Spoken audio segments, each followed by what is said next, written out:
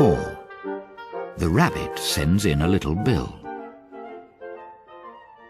It was the White Rabbit, trotting slowly back again and looking anxiously about as it went, as if it had lost something, and she heard it muttering to itself, "The Duchess! The Duchess! Oh, my dear paws! Oh, my fur and whiskers! She'll get me executed as sure as ferrets are ferrets! Where can I have dropped them, I wonder?"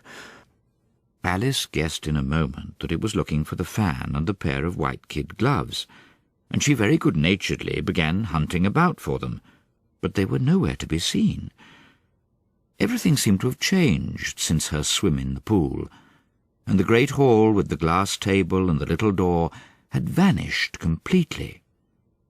Very soon the rabbit noticed Alice as she went hunting about, and called out to her in an angry tone, "Why, Mary Ann, what are you doing out here? Run home this moment and fetch me a pair of gloves and a fan. Quick now!" And Alice was so much frightened that she ran off at once in the direction it pointed to, without trying to explain the mistake that it had made. "He took me for his housemaid," she said to herself as she ran. "How surprised he'll be when he finds out who I am. But I'd better take him his fan and gloves. That is, if I can find them." As she said this, she came upon a neat little house, on the door of which was a bright brass plate with the name W. Rabbit engraved upon it. She went in without knocking and hurried upstairs, in great fear lest she should meet the real Mary Ann and be turned out of the house before she had found the fan and gloves. "How queer it seems," Alice said to herself, "to be going messages for a rabbit. I suppose Dinah'll be sending me on messages next." and she began fancying the sort of thing that would happen. "Miss Alice, come here directly and get ready for your walk. Coming in a minute, nurse. But I've got to watch this mouse hole till Dinah comes back and see that the mouse doesn't get out. Only I don't think," Alice went on, "that they'd let Dinah stop in the house if it began ordering people about like that." By this time she had found her way into a tidy little room with a table in the window, and on it, as she had hoped, a fan and 2 or 3 pairs of tiny white kid gloves. She took up the fan and a pair of the gloves, and was just going to leave the room when her eye fell upon a little bottle that stood near the looking-glass. There was no label this time with the words "Drink me," but nevertheless she uncorked it and put it to her lips.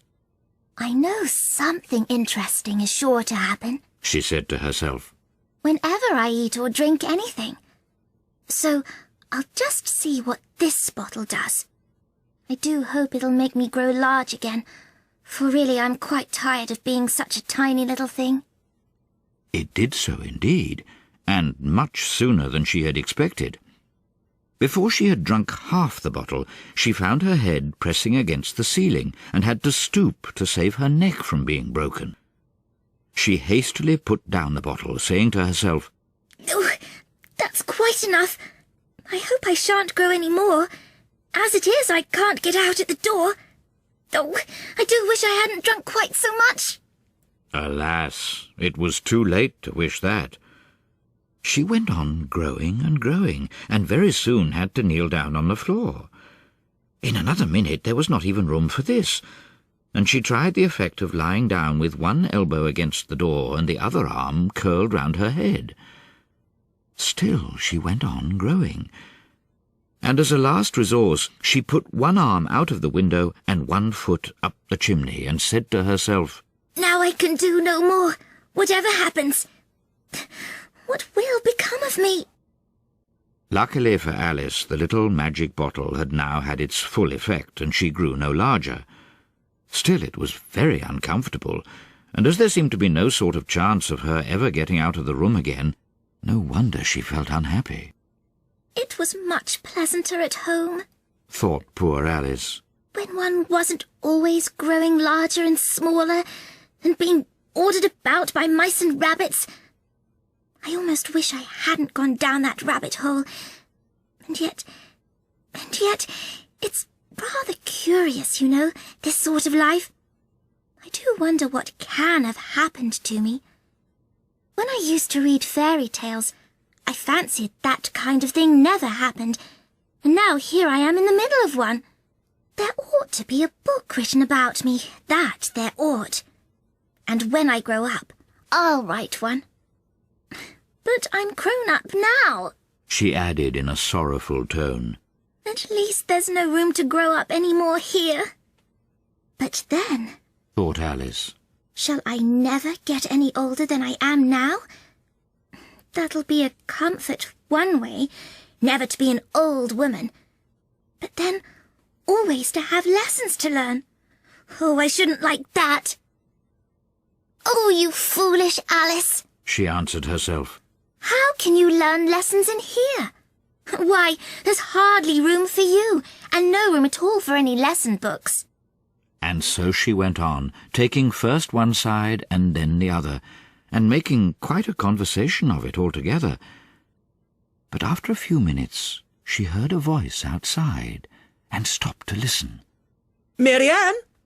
Mary-Ann!" said the voice. "Fetch me my gloves this moment." Then came a little pattering of feet on the stairs.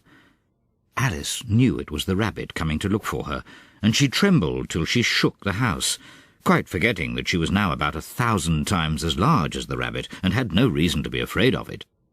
Presently the rabbit came up to the door and tried to open it. But as the door opened inwards and Alice's elbow was pressed hard against it, that attempt proved a failure. Alice heard it say to itself, "Then I'll go round and get in at the window." That you won't, thought Alice, and after waiting till she fancied she heard the rabbit just under the window, she suddenly spread out her hand and made a snatch in the air. She did not get hold of anything, but she heard a little shriek and a fall and a crash of broken glass, from which she concluded that it was just possible it had fallen into a cucumber frame or something of the sort. Next came an angry voice, the rabbit's. "Pat! Pat! Where are you?" And then a voice she had never heard before.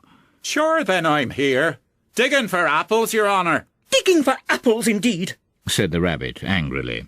"Here, come and help me out of this." Sounds of more broken glass. Now tell me, Pat, what's that in the window?" "Sure it's an arum, your honour." He pronounced it arum. "An arm, you goose! Whoever saw one that size? Why, it fills the whole window." "Sure it does, your honour. But it's an arum for all that." "Well, it's got no business there at any rate. Go and take it away." There was a long silence after this, and Alice could only hear whispers now and then, such as, "Sure I don't like it, your honour, at all, at all." "Do as I tell you, you coward!" And at last she spread out her hand again and made another snatch in the air.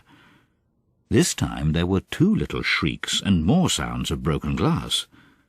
What a number of cucumber frames there must be, thought Alice. I wonder what they'll do next. As for putting me out of the window, I only wish they could. I'm sure I don't want to stay in here any longer. She waited for some time without hearing anything more. At last came a rumbling of little cartwheels and the sound of a good many voices, all talking together. She made out the words, "Where's the other ladder?" Why, I hadn't to bring but one. Bill's got the other. "Bill, fetch it here, lad. Here, put 'em up at this corner." "No, tie 'em together first. They don't reach half high enough yet." "Oh, they'll do well enough. Don't be particular. Here, Bill, catch hold of this rope." Oh, will the roof bear? Mine that loose slate!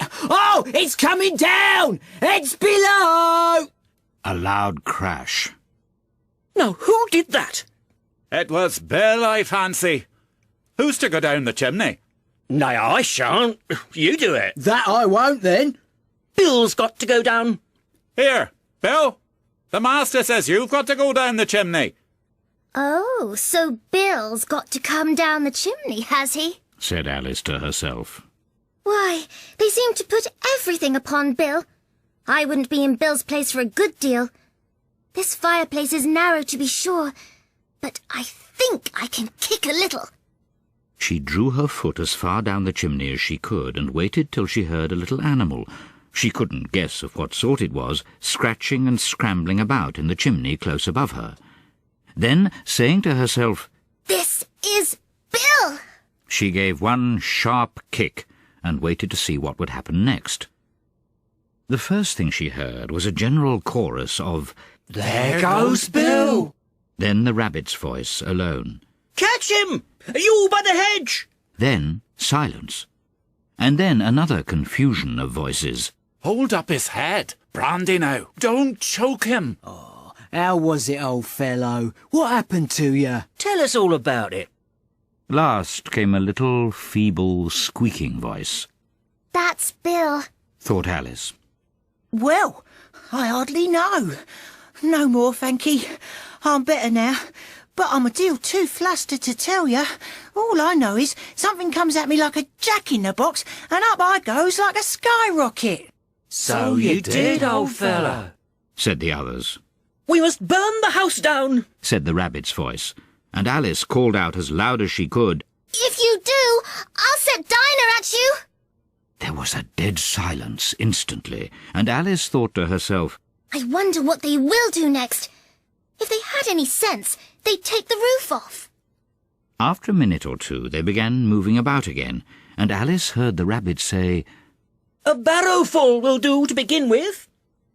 A barrow full of what? thought Alice. But she had not long to doubt, for the next moment a shower of little pebbles came rattling in at the window, and some of them hit her in the face. I'll put a stop to this, she said to herself, and shouted out, You'd better not do that again. which produced another dead silence. Alice noticed with some surprise that the pebbles were all turning into little cakes as they lay on the floor, and a bright idea came into her head. If I eat one of these cakes, She thought, it's sure to make some change in my size, and as it can't possibly make me larger, it must make me smaller, I suppose. So she swallowed one of the cakes and was delighted to find that she began shrinking directly. As soon as she was small enough to get through the door, she ran out of the house and found quite a crowd of little animals and birds waiting outside. The poor little lizard, Bill, was in the middle, being held up by 2 guinea pigs who were giving it something out of a bottle. They all made a rush at Alice the moment she appeared, but she ran off as hard as she could, and soon found herself safe in a thick wood. The first thing I've got to do Said Alice to herself as she wandered about in the wood. is to grow to my right size again. And the second thing is to find my way into that lovely garden. I think that will be the best plan. It sounded an excellent plan, no doubt, and very neatly and simply arranged. The only difficulty was that she had not the smallest idea how to set about it. And while she was peering about anxiously among the trees, a little sharp bark just over her head made her look up in a great hurry. An enormous puppy was looking down at her with large round eyes and feebly stretching out one paw, trying to touch her. Poor little thing. Said Alice in a coaxing tone, and she tried hard to whistle to it. But she was terribly frightened all the time at the thought that it might be hungry, in which case it would be very likely to eat her up in spite of all her coaxing.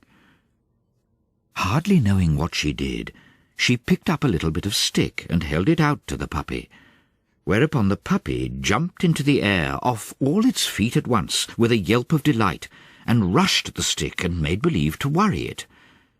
Then Alice dodged behind a great thistle to keep herself from being run over, and the moment she appeared on the other side, the puppy made another rush at the stick and tumbled head over heels in its hurry to get hold of it.